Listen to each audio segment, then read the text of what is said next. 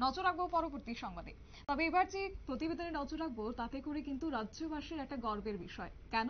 কারণ রাজ্যের এক শিল্পী পুরস্কার প্রাপ্ত হয়েছে বিহারের উপমুখ্যমন্ত্রী দ্বারা। কার্যত গত 14ই সেপ্টেম্বর হিন্দি ভাষা দিবস উপলক্ষে কাশী বিশ্বনাথে অনুষ্ঠিত হয়েছে এক অনুষ্ঠান এবং সেখানে দেশের 25 জন তবলাবাদককে সম্মানিত করা হয়েছে।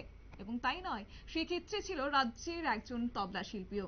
রাজ্যের তবলাবাদক জহর ব্যানার্জিকে সম্মান দিয়েছেন বিহারের উপমুখ্যমন্ত্রী এবং তার মধ্যে রাজ্যের শিল্পী জহর ব্যানার্জিকে স্মারক সম্মান দিয়ে সম্মান জ্ঞাপন করা হয়েছে। বিহারের উপমুখ্যমন্ত্রীর হাত দিয়ে তিনি পেয়েছেন তার উপযুক্ত সম্মান। তিনি কি বলছেন জহর ব্যানার্জি, শুনে নেওয়া যাক।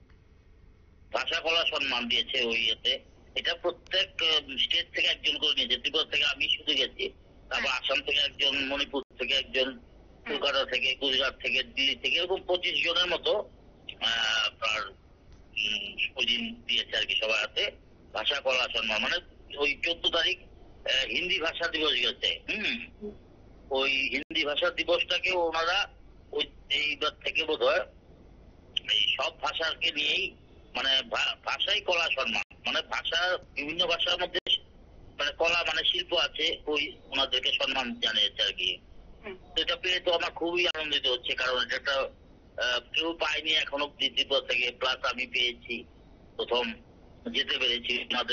ওরাই আমাদেরকে খরচপাতি দিয়ে, মানে ফ্লাইট ভাড়া দিয়ে, থাকা খাওয়ার ইয়ে করে সুন্দর রিসিপশন, এবং খুব খুব ভালো লেগেছে আর কি। ওই আপনার কাশী বিশ্বনাথ ধামে, কাশী বিশ্বনাথ ওই মন্দির চত্বরেই একটা সভাগৃহ আছে, হলঘর, ওইখানেই ইয়ে অনুষ্ঠান বড় রকমের, ওইখানে আমাদের হাতে তুলে দিয়েছেন বিহারের বিহারের উপমুখ্যমন্ত্রী, বর্তমান উপমুখ্যমন্ত্রী বিজয় কুমার সিনহা। হ্যাঁ, এটা তো যারা গান বাজনা করে তাদেরকে তো উৎসাহিত করবেই, কারণ সবাই কিন্তু একটা শিল্পী চায় কি, একটা সম্মান চায়। সেই অর্থে এই সম্মানটার জন্য তো সব শিল্পীরাই আগ্রহ করে বসে থাকে। এরকম একটা আমার এই সম্মানটা পাওয়াটা একটা মানে ঈশ্বরের দান মনে করব। কারণ আমি নিজেই বলতে পারি না, কি হঠাৎ ফোন আসলো, হ্যাঁ, যে আমার বায়োডাটা পাঠাতে, আমি বায়োডাটা পাঠালাম, ওরা অ্যাকসেপ্ট করলো বায়োডাটা থেকে, আমাকে তারপর ডাকলো। যাই হোক, সেই অর্থে এটা যথেষ্ট উৎসাহ উৎসাহ পাওয়ার ব্যাপার সব শিল্পীদের মধ্যে আমি মনে করি।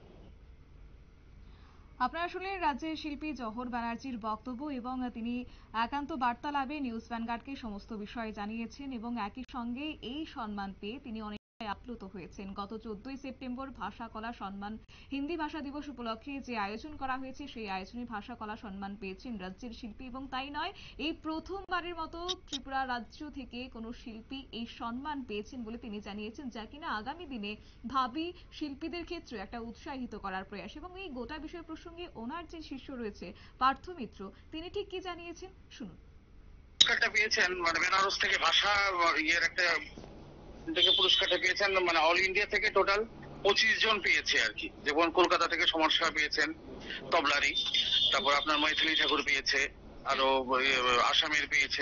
আগরতলা থেকে আমাদের এটি গর্বের বিষয় যে উনি আমার তবলা গুরু। ওনার কাছে আমি তবলা এখনো শিখছি। মানে উনি এই পুরস্কারটা পেয়েছেন, এটা আমাদের কাছে একটা বিশাল গর্বের বিষয় আর কি।